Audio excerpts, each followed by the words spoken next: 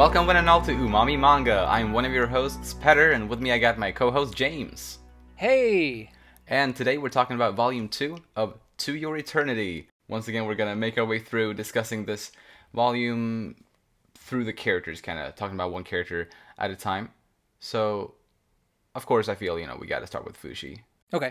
I guess the first thing that I wanted to touch on a bit here, it's not something that was super clear, but it was there. I thought this is something that I think was easier to notice in the anime, but pretty early on, there's a part where March helps him to undress when he's in the shape of the boy, or like she helps him to change clothes into the Yanome outfit, and when she Oh. takes his shirt off, we can see like it's loosely attached to his body through like little threads, kind of strings of sorts. Oh, wait. Let I me don't know, see. like I don't blame you for not having noticed that. Perhaps it's like just in kind of in the background of one panel, and I just thought that was a pretty interesting little detail, and I guess it's probably because this is how Fushi remembers the boy, like with this outfit. So these clothes are, in Oh. a sense, part of who he is, which is why whenever he transforms into the boy, he has the clothes, he has the blood on the leg, and Well, that makes sense more lore-wise. It's such a thing in storytelling or anime that, when people transform, they usually have like the clothes on or whatever. I yeah, don't really like put too much thought into it, but Hmm. that's neat that she has that little detail in there.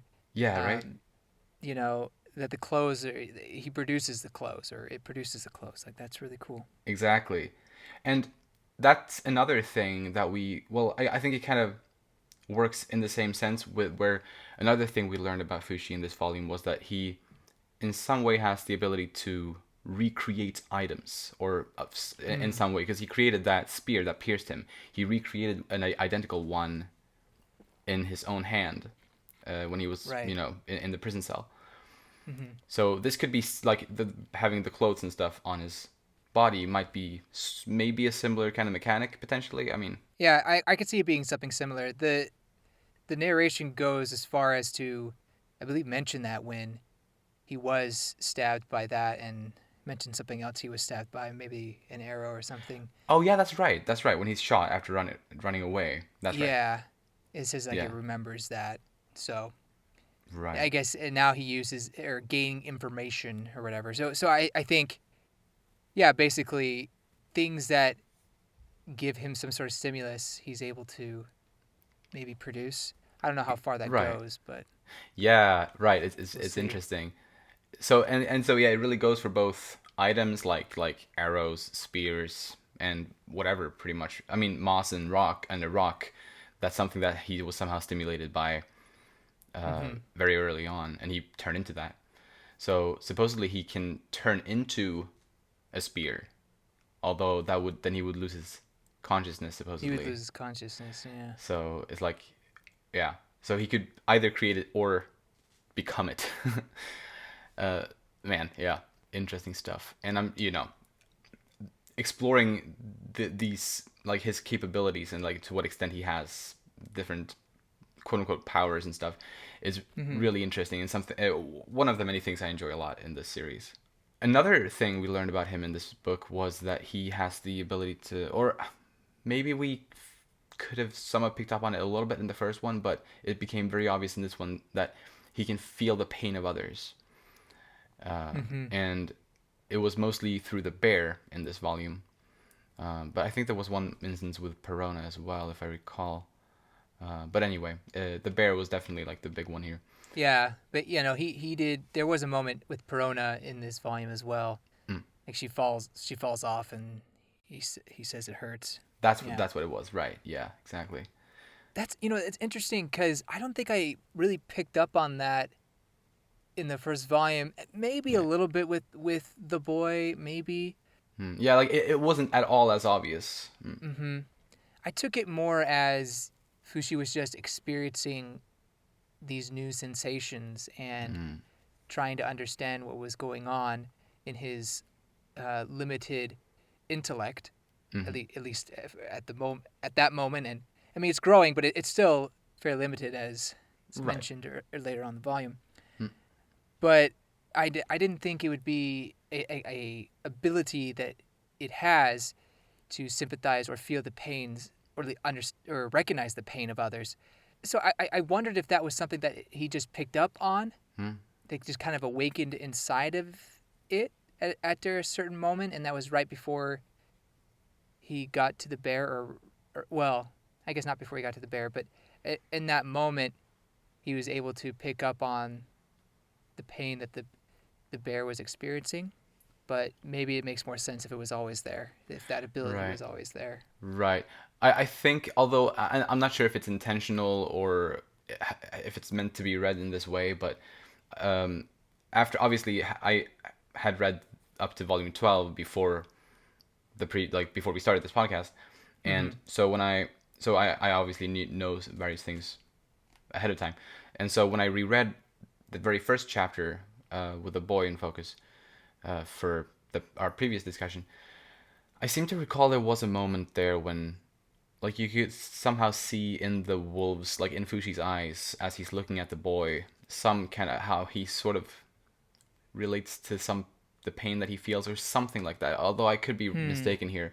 Obviously that's nowhere near a confirmation on an ability like that, of course, but it's like I think it could be seen as him Yeah. experiencing that even back then, but didn't couldn't understand it maybe. To be fair, Fushi couldn't talk. Right. He couldn't talk, and okay, when he says it hurts, like that came from the criminal that was, Right. that tried to kill him, right? So Mm-hmm. he couldn't have known those words before that. So at the very least, Fushi has this ability to sympathize or understand people's pains and Hmm. maybe other feelings going Exactly. forward. Potentially, yeah. So that's very interesting. And speaking of that, we like in relation to the bear, he did gain the bear's form after it died, and we learned that it was really just a normal big bear with a Yeah. bunch of arrows kind of pierced its body that made it look like that, and it's always in pain because of that, which is pretty sad.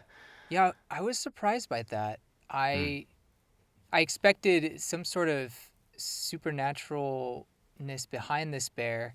And so I was wondering, okay, so maybe this world isn't as supernatural as I thought, aside from Fushi. Right.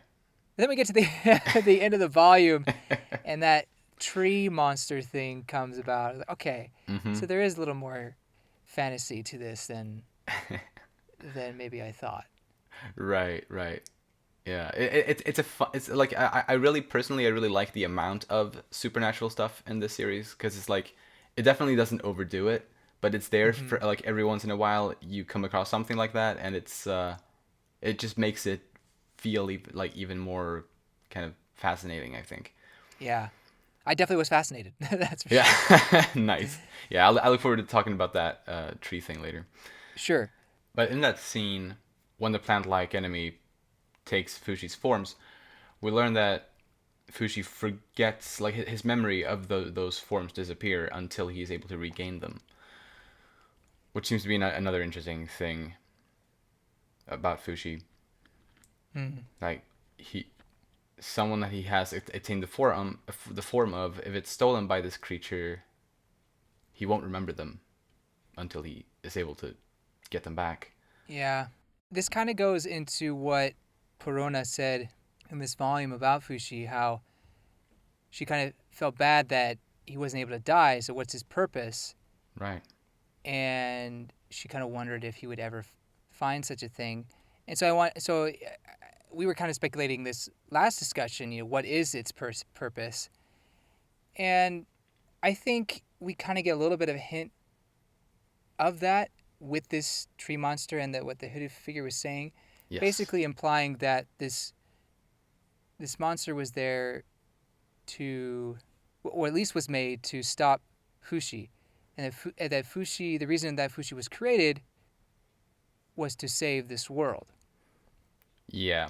Exactly. We're given that objective now. We talked in the Mm-hmm. when we talked about the previous volume. We were like, yeah, this story lacks an objective, but we get the objective now is to preserve this world, and that was interesting too. I thought because um, the hooded figure says, like, he seems to indicate that it's both his and Fushi's objective. Like it's as if though they share that objective based on how he worded it. He said, "We have a grand objective."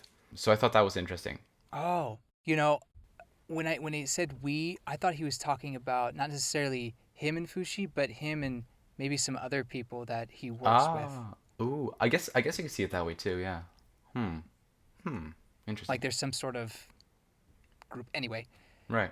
I don't know, It but could be. yours makes sense too because he Hmm. doesn't exactly specify who he is. That's fair. Yeah. So yeah. I'm trying to think of anything else I have on Fushi. I have something. Okay.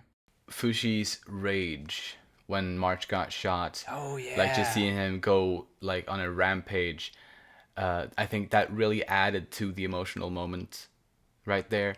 Just seeing because Mm-hmm. that was like the first time we saw him really just get mad, like Mm-hmm. really, because that's what happened. He had grown attached to this girl, and then she got severely injured, and he just went crazy. And that was such a powerful moment, I think, and a big step for him as a character too. Yeah, for sure. We see some emotions that we really didn't have before, unless it was Mm. if he was in danger. Right. Yeah. Yeah. This is a little different. And also somehow, possibly through March's strong will, it seemed like Fuji was able to stop Parona from taking her own life. Yeah. And that was also a really interesting one. I guess this one's sort of related to March and Fushi and Parona, but ultimately it's Fushi that does the action there. Right. So I put that under Fushi, and that's also interesting. Like, to what extent was he influenced by March in that moment, and Mm-hmm. like things like that. I think it's not easy to say with certainty, but regardless, I think it was a very powerful moment too. I think it goes back to another thing we were talking about in last discussion with the boy Hmm. and Fushi potentially taking his will Right. along with him. And it's heavily implied in this volume that Fushi is now taking March's will Hmm. as he goes about his journey now to learn things and go on an adventure, I guess. Well, not adventure, Yeah. but just to learn things, experience life. Right. Right. Yeah, because from the boy he got the desire to see everything, and from March he now got the desire to learn everything, kind of. Mm. Mm-hmm. So that's very nice. It is, but sad. Yeah. Oh yeah, dude. It's incredibly sad. Do you have anything more on Fushi? Something really minor is that he was able to pick up finally on how not to hurt himself when he eats or like just doing basic things. Oh So yeah. like he eats like the dango, but Mm. he eats the stick and stabs his own lip or whatever. Yeah. But then he quickly like fixes. He's like, okay, no, that's not right, and so he just eats the dango. So and Yeah. and again, we were seeing that throughout the volume, or at least towards the end, that he has been quickly learning things, Hmm. more or less. But just I guess little progress that I noted. Yeah, dude. Yeah, it's really nice to see like makes a mistake and then finds a way to avoid that mistake. Yeah. And hey, he even peed in the wagon Oh yeah. in this volume. So, that was that was a first, maybe. I don't know. I guess that's it for Fushi. Yeah. All right, then let's move on to March. Best mom. I don't care what you say. Yes. Legitimately. Yeah, like she was even the mother kind of to the bear at the end there. Like really taking care of the bear, being very motherly to it. Hmm. I thought it was really nice to see just how great of a time March was having and how much she was enjoying herself when they had just gotten to Yanome and they were at the market. Yeah, And that was like really sweet. that was I just yeah, you can't not smile when you look at those pages because like she's just so happy. It's contagious. So I was able to, she at least got to have that, before everything went to shit. Yeah. When she did take the arrow to the side like she did and Mm. was dying, when I first read it, I was sad, but I wasn't really teared up. So I was like, oh, I wonder why. Like, I feel like I should be. And I Mm. thought maybe it's because she hasn't been with me as long as some other characters who pass away or something like that. So I don't know. Maybe that's why. But for some reason, in the second read through, I was getting really emotional reading through that through those 2 chapters of basically her passing away.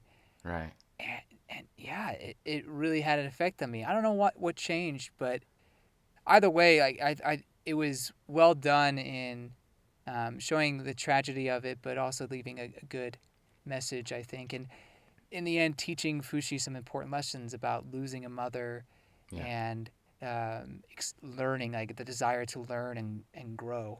Totally. Yeah, it's interesting what you said about like feeling more affected by it on your reread because I well, I can't remember exactly how I reacted on my first read of this way back, but if I recall, on my first read of this, I didn't. I kind of was in denial, kind of at first. You know, when she took the arrow, I was like, okay, she's gonna be fine. She's gonna be fine. Yeah, yeah, I kind of was like that too, a little bit. She's not gonna die here. um, Mm-hmm. so I guess I kind of kept that up, but then obviously as the scene goes on, Yeah. like I think I did start crying there. And I think it also like Oima does a pretty good job in like with March's death in like it kind of has there's several parts to it that all kind of have the potential, I guess, to make you really sad. First, it's like her Mm-hmm. taking the arrow, like just that in and of itself. Then it's the flashback to how she and Parona got to know each other, Yeah. which I think is another thing that could add to some emotion. And then there's the whole scene in the wagon where March actually passes away, and that's also super like that might be the saddest moment in my opinion. And then there's the whole thing as well, like on the street where Perona is attempting to kill herself because she can't stand life without March. Mm-hmm. And finally it's them returning back to the village, and the parents reactions to it all and all that. So Right. it I don't want to use the word dragged out because that sounds negative, but Yeah. it is dragged out in a positive way. I think like because I think it like all of these parts of this of March's death affected me greatly, especially on this second read. Even when I turned the page and saw March getting hit with the arrow, like as early as Mm-hmm. there, I legitimately started tearing up. And I guess in that situation, it's mostly just like I know what's happening, like I know Right. what's going to happen there. But but yeah, it was brilliant. So the things that really kind of got me was seeing March as an adult in that purgatory, like before like passing on, and kind of just as a spirit. Right, right. It maybe also used as kind of a fake out to say, "Oh no, March is actually okay, haha." Mm. But it was really sad to see her as an adult. I mean, I guess like some people's like that's nice, but for me it was like that's cruel. Yeah. Oh, It dude. lies. Right. And what I thought was also great with that part was just seeing March realize that this is all not real. Like Yeah. she's just like what, like 4 years old. I don't know exactly, but she's so young. But still, she like is able to understand that this is all just an illusion of her dream. Hmm. And yeah, of course that is the cover of this volume too. Like, Right, and that's what I want to get to. Like that is messed up. Like make that the so I didn't know that was the cover going into reading it. oh So yeah. seeing her as an adult in the chapter was also it was the first time for me. Then later on, I saw the volume at a bookstore.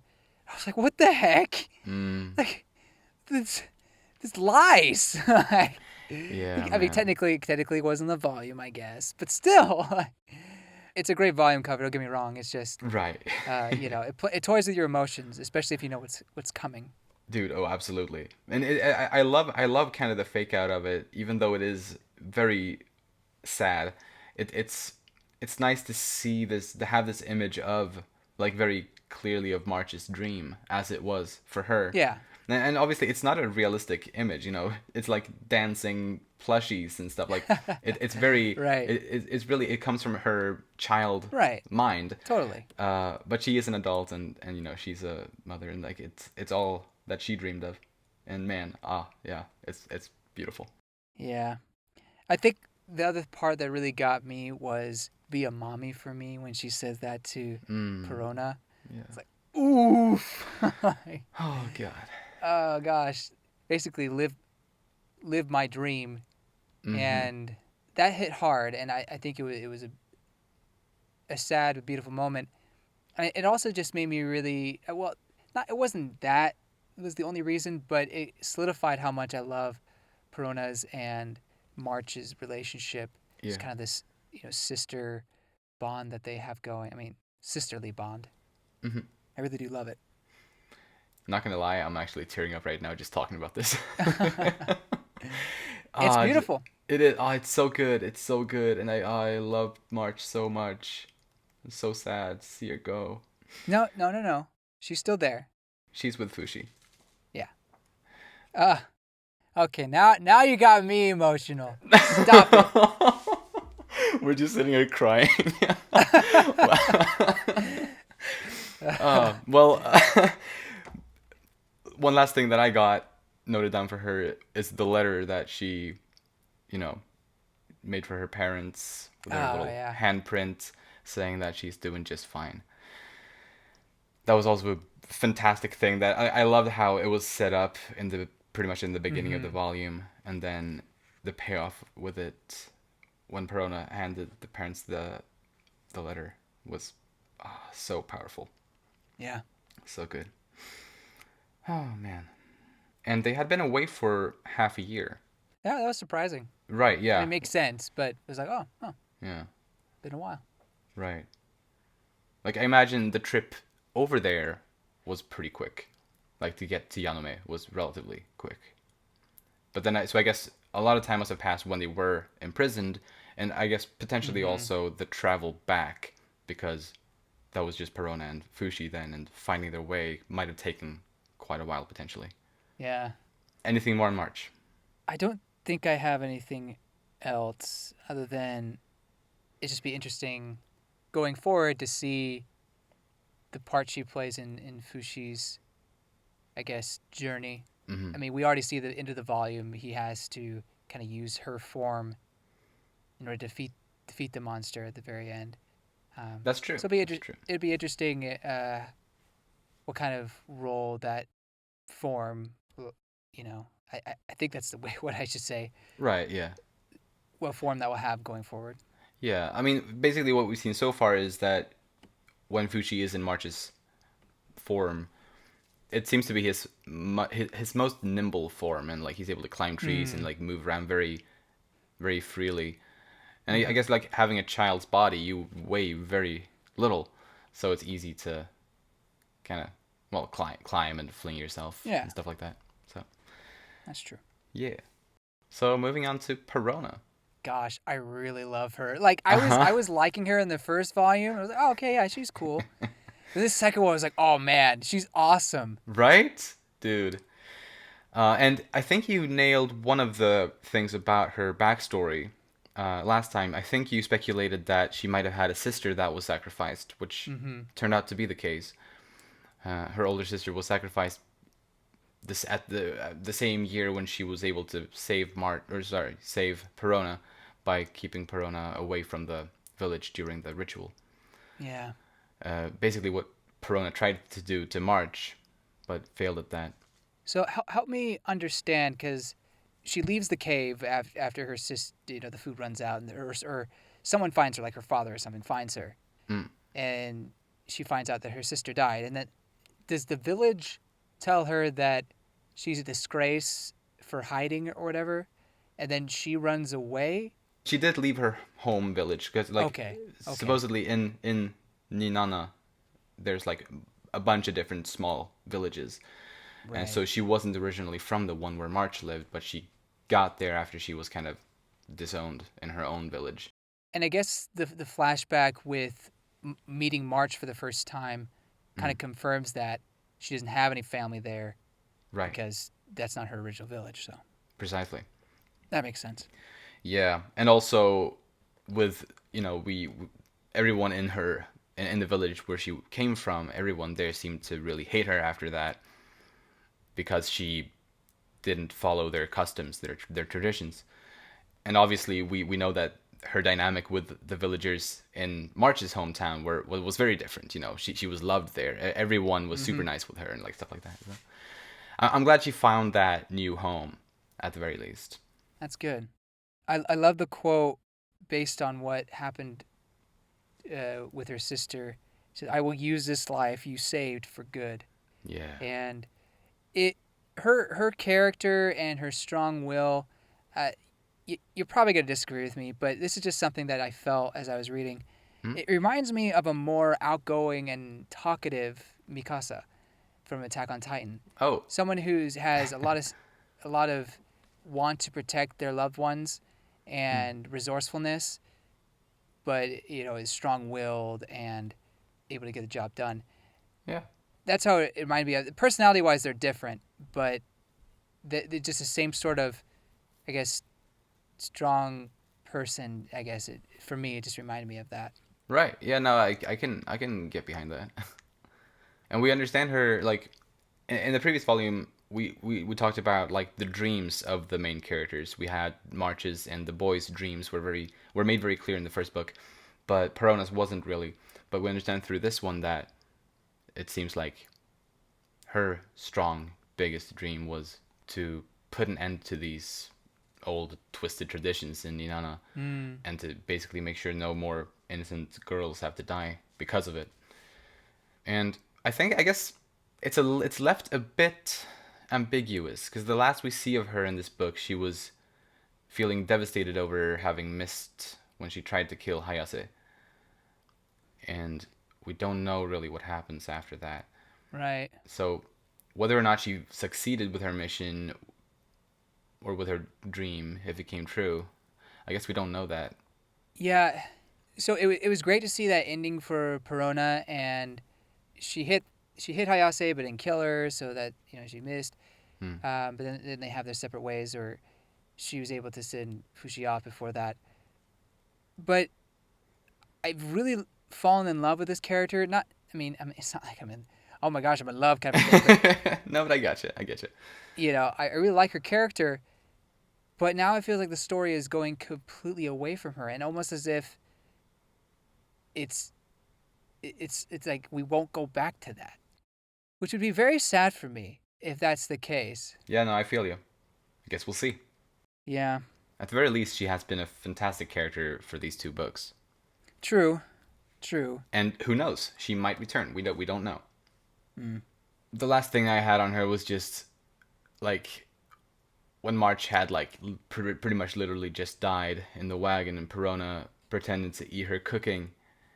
That little gesture kind of it just made me cry even more than I already was.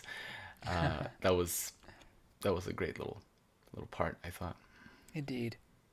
Just a couple other things I had. She was able to stay. She really stayed calm throughout the whole volume, even though she had like a really close rape scene that I was like, whoa. Yeah, she handled that one very, very good. She handled that so well. Hmm. And then the other thing that I was impressed with was her talking to March on the car or in the wagon when people were shooting at them. She was just so calm and trying to keep March calm. Yeah. Uh, I thought that was incredibly well done by her. Then lastly, just the escape in general was just legendary. I think. Honestly, I thought it was gonna fail because she went over her plan. Mm. And I guess in some aspects it was changed a little bit, but she succeeded in getting out, and that was great. Good job. Yeah. Even though Easy. she had to like start off the plan in a different way, she was able to Right. kind of get back on track very nicely. So that's good. Yeah, absolutely. And yeah, just in general, I really liked Parona, and Mm. I know I said this already, but I really hope she comes back in the story. I really, Yeah, dude, me really too. Me want her too. I love her as well. So moving on to Hayase. I was completely wrong about this woman, supposedly, unless she comes back somehow, which she could. She could. But I really thought there would have been more depth to just who she is and why she does it. But it really just kind of made her to be fairly one note. So I don't know. If she never comes back, it's almost wasted potential, in my opinion. Mm-hmm. but I could be speaking too early. No, but yeah, she obviously we didn't get too much depth on her here, but she definitely that like she placed the role of a villain, I suppose, really really well. I think she really has this intimidating aura about her, and especially now, like at the end of it, like the last we saw of her, she had that like massive scar like all over her face. Like, damn, Yeah, she's like yeah, even more scary now. yeah. That definitely was frightening. Yeah. Um, and it seems like she's very well known in Yanome, or well, like, there was some street vendor like that called her like Master Hayase when they got into Yanome the first time, and so Mm. it seems like her status is pretty high in that country. Yeah. Speaking of Yonome, it was neat to see that city, and we you know you mentioned like the wholesome moments. Hmm. I was really expecting the stay there to be longer, and so I was kind of surprised when they Oh, made their escape and left the city and everything. I was like, huh, I right. didn't. I felt like we didn't get in a whole lot of time here. No, no, that's very true. Although we did get to learn some into like a little bit more kind of on like the relation between Yanome and Ninana. That's true. So that was interesting. Like one of the things that I thought was a cool little detail or an interesting little detail was how uh, maps are apparently not a thing in Ninana. Like they are just Mm. like and writing too. Like they don't write or anything like that. Yeah, just not literal And enough. Hayase seemed to want to keep it that way. Like when the Mm. guy kind of showed a map to them, and like they were like, "Well, what's that?" He's like, "It's a map," and Hayase just like, "No, get that away. Don't show them that." Uh, so it definitely seems like some sort of like it seems like Yanome is performing some kind of propaganda on Inanna. Like, well, they're withholding information Right. and kind of hindering their development in a lot of ways. I mean, they basically want their land for themselves. Like Yeah. they don't want them becoming a big people, big culture Hmm. that is able to fight back. I guess you could say. Right. So basically, keep them in control. Precisely. And Yaname was mentioned again later on when Fushi was traveling with Pioran, That's and true. when they were at the boat, she was pointing at like it looked like some coastline was burning, maybe or something like that. If I understood that correctly, Yeah, I didn't. I didn't understand. There was some sort of light. she says that's how they fight. Like Yeah. that's how the Yaname fight every day. Oh, is it fire or are they just having a party? Like I don't know. They like my best guess is that the Yaname use like fire like in war perhaps. Is that Mm, maybe the way that it should be interpreted? I'm not entirely sure. I have no idea. I was a little confused by it. She says the like the sky is red, Mm-hmm. like over there, and then she says the Yaname fight like that every day in Takunaha, the place we're going. So I guess it's a war between Takunaha and Yaname, maybe. But maybe that's a Yaname city. Hopefully, we'll learn more about that. Yes. She used something called the Western Morning Glory, Hayase, uh, Uh huh. to get Fushi marching Parona to fall asleep. I mean, morning glory is a plant that I know of. I didn't know. Right. I don't think I really knew you could use it as a sedative or a sleeping drug or something. Yeah, I wonder if it's like if it works in like for real, or if this Western Morning Glory is more fantasy esque, perhaps. Hmm. But I just thought I'd point that out. Anything more on Hayase? Other than we know that she was very eager in getting, I guess the leaders of her people to somehow use Fushi for their own good. Yeah. We could use this for the betterment of the Yanome people. Mm-hmm. Yeah, I wonder if that's related to like if they could somehow through Fushi find the secrets of immortality and use it to become immortals themselves. If that's what her thinking is, perhaps, because I feel like that's a pretty common trope. Yeah, I just wonder if they want to use them as a weapon. Like, That too. I mean, I'm you sure. know, maybe that's too obvious. I don't know. I mean, I could really see both of those being reasons why he's attractive. Moving on to Pioran, the old woman, the fake shaman, Yeah. uh, who is apparently a criminal, at least to Yanome. So is she herself a Yanome or not? No, supposedly not. She says that she came from somewhere across the sea, and Okay. that was where she was gonna bring Fushi, and she has a lover there, presumably. An intellectual. Exactly, exactly. So that should be exciting to potentially meet him. It's nice that Pioran is able to become Fushi's teacher, kind of a mentor, teaching him the language and how to write, Yeah, teaching him everything that you would have wanted March to learn. exactly. But And that you March know, would have wanted to learn herself. Yeah, right. yeah. It's just not how it goes. Fushi's doing it Mm. for her. Right, exactly, exactly. He's fulfilling all of these dreams of the boy and of March. Yep.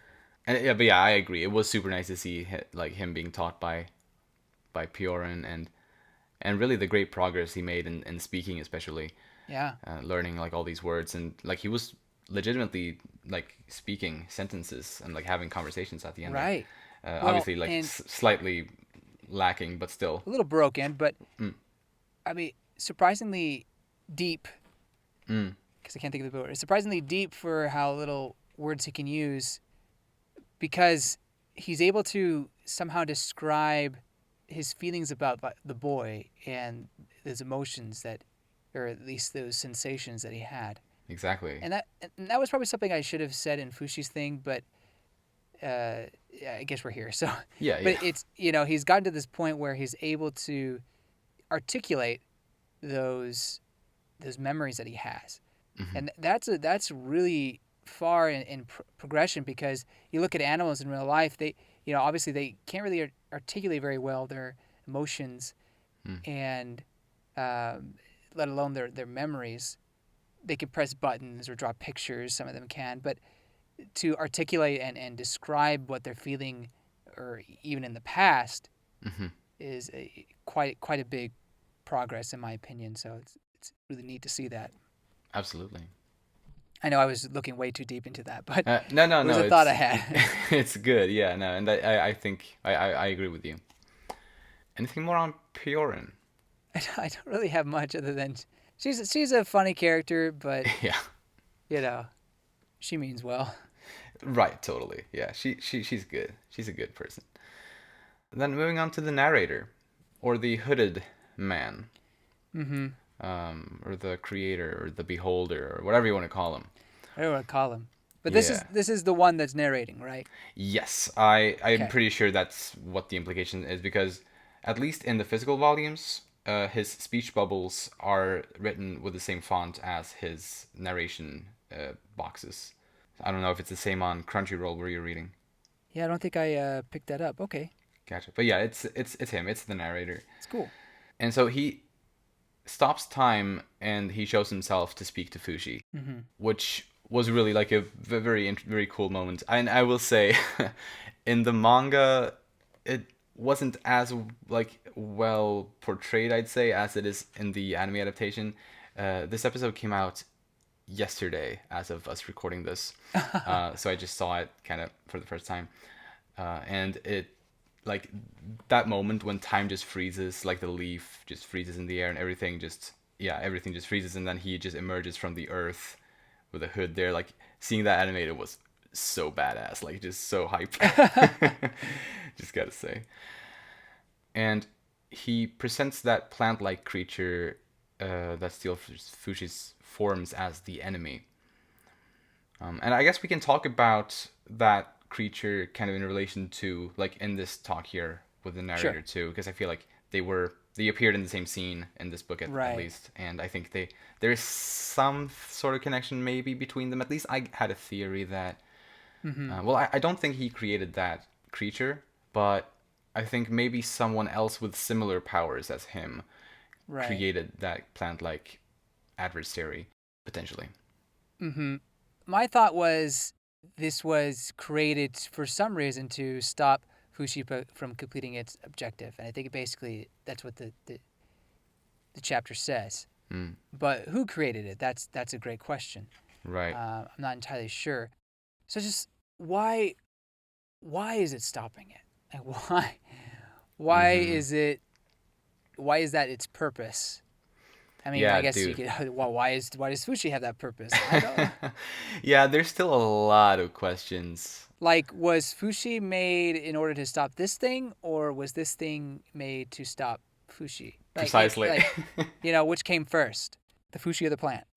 Right. Yeah, really, because if it was like if Fuji came to the Earth, yeah, it could have been there to just hinder his thing. But it's also possible that Fuji was sent to the Earth to help to preserve it because this thing had been put on Earth to make it Yeah, unpreserved.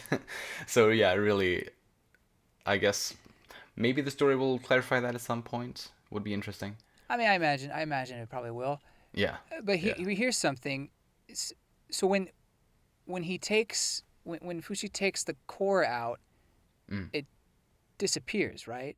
Or it dies or something like that. Yeah. Somehow it dies, or like he absorbs the souls or whatever that it took. However Mm-hmm. that worked. Yeah. So now, does that mean this one in particular is gone? I mean, because I imagine there's going to be others going forward. Maybe. I Mm. mean, if there's one, there's bound to be more that will Right. try to impede his path. But Mm. is it the same? Will it be the same one or different ones? To me, it seems like it'd be different ones, Yeah. because it seems pretty fine finite that it's dead. Yeah, I agree. Yeah, that definitely looked like it died. Yeah, I'm excited to explore this part of the story more in the future volumes as well. Indeed, yeah, it's very fascinating. As we were talking about before, we have a grand objective. Hmm. The narrator will speak to him again, and he says, "Let's have fun." It's like, I mean that's a little ominous, especially for someone who says we're doing it to preserve the world. But I Right? guess it seems like a little bit of a tonal difference, a different measure of seriousness between the Yeah. two things. Right. But I guess you could argue that part of Fushi's objective and the journey he's on is to enjoy life, enjoy the Mm. experiences, like experience the pains and the sorrows, but also the happiness and the joy. Yeah. So to tell him to have fun is maybe not incorrect. I don't know. Just Yeah. thought it was interesting. For sure. Oh, I oh, mean, and then until the coming end is is is exactly. is the final part of that. Yeah, he's very interesting. Like it's hard to know exactly where he stands kind of just based on how he speaks. Yeah. But yeah, I do enjoy him. It's almost like I don't know if I should see him as benevolent or malevolent. I mean, well, it's probably neither, but it's is his intentions really the best for the world, or is this some sort of messed up person kind Yeah. of thing? I'm not entirely sure. I'm obviously just trying to wrap my mind around it. Yeah, I mean, there's so much we don't know, so it is hard to kind of grasp it all this early. My last thing on the narrator is that of course, I can't be sure. I mean, his design is kind of generic, kind of in a way, but part of me feels like maybe Oima took inspiration with his design from an old Swedish film from the 50s. Like it's a black and white, but it's Oh, like a world famous film though, called in English it's called The Seventh Seal. Maybe you recognize the title. huh. It's like supposedly it's like a massive like worldwide hit from the 50s. I have seen it. It does kind of ring a bell, but it also Mm. kind of rings a bell from a Christian standpoint as well. Oh yeah, yeah. No, it probably it means something in Christianity, perhaps. It Hmm. deals with like the Crusades and stuff like that. But anyway, Death is a character in the Seventh Seal, who appears on a number of occasions, and there's like the most famous scene from that film is like there's a knight who is supposed to die, but he gets a chance to kind of extend his life by playing chess against death, and basically for as long as he can like avoid losing the game, he can continue living, kind of. Oh, you know what? I've seen like parodies of that I'm sure you in have, various yeah. forms of media. Oh, okay. Right, yeah, yeah. Interesting. So it's from that film. Well, I kind of want to watch the film now. Yeah, it's pretty interesting. I wouldn't say it's. I don't know if I would recommend it super like a lot. I mean, it's not bad. I mean, it's obviously it's world famous for a reason, I guess. But anyway, Death has a very similar design in that film as Oima draws this guy, and I just feel like it's possible that she was inspired by that in the design potentially. But of course, I can't know for sure. I mean, because obviously this story deals a lot with death as well. And so, and we don't know if this guy is supposed to be like a personification of death. It seems like that's maybe not the case. But regardless, the story deals very much with it. And so I feel like there is reason to think that maybe that maybe she did get some inspiration in his design from there. So I just wanted to mention that. Okay. Do you have anything more on the narrator or the plant adversary thing? I do not. All right. Then any other thoughts on, I guess, the world or predictions or anything in general that you'd like to say? I love how the final chapter ends off. It's like, what was that? Or what was going on? He's like, don't know. That was weird. Ha ha. Yeah. Right? I love that expression. So funny. Like a little child. Yeah. It was weird. And then so minor, but when they were eating the udon in Yanome, yeah, I think it was udon. Yeah, it looked like it. Yeah. And she was using the chopsticks. Like March and Parona were kind of like snickering at her or whatever for using the chopsticks that way. And, Yeah. and they have like the chopsticks in their hair. Yeah. And she just kind of makes a snide remark about it, and they're all embarrassed about it or whatever. Like Panora's look when she has the chopsticks sticking out her hair, she's like, "How dare you? Yes. I know what chopsticks are for." Yeah. It's yeah. cute. It was that was an awesome scene. Yeah, we should all wear chopsticks behind our ears instead. I mean, it's the only sensible thing. Right. Yeah. So I hope you enjoyed this volume. Oh, I think I enjoyed this volume even more than the first one. Mm-hmm. The first one definitely grabbed my attention with that, the first chapter of what's going on. Mm-hmm. But this one, we kind of get a somewhat vague but solid objective. Right. Yeah. And we get so many emotional parts and great character moments that I hope some of those characters come back. But yeah, for sure. Yeah, overall, I really enjoy this volume. Yeah, the first one really kind of helped set this book up in a lot of ways, like especially with like March and Parona, and Pioran too. True. Yeah, it was a brilliant volume. I think I'd also say this one was probably overall stronger than the first one, even though the very first chapter is still like so dear to me, like first chapter of the first volume. But yeah, this one was better overall. Just really got going much better, which makes sense. It's further into the story now. Mm-hmm. And I am super stoked for volume 3 and 4 because I don't know if I mentioned it before, but those two are my 2 favorite volumes, I think. You did, and I'm very curious why that is because, as far as I understand, we're gonna get like potentially a cast of characters that I don't even know. Potentially. Potentially, unless somehow Parona comes back along with Hayase, it could be just a whole new group. So it's like, wow, for 3 and 4 to be his favorite, and we've had March die in this volume, and basically we said goodbye to Parona. What happens? So I'm very excited to read. I hope you don't get like overly excited so that it's like a disappointment when you get there. I mean, I don't know. Well, now I'm gonna get disappointed. I really hope you don't. But yeah, I guess that is it for our discussion. If you enjoyed this content, you can follow us on Twitter at Umami Manga. If you like this episode, please share it around with anyone you think might enjoy it too. Thank you so much for listening, and we'll see you next time where we'll talk about Volume 3. Bye bye. See you later.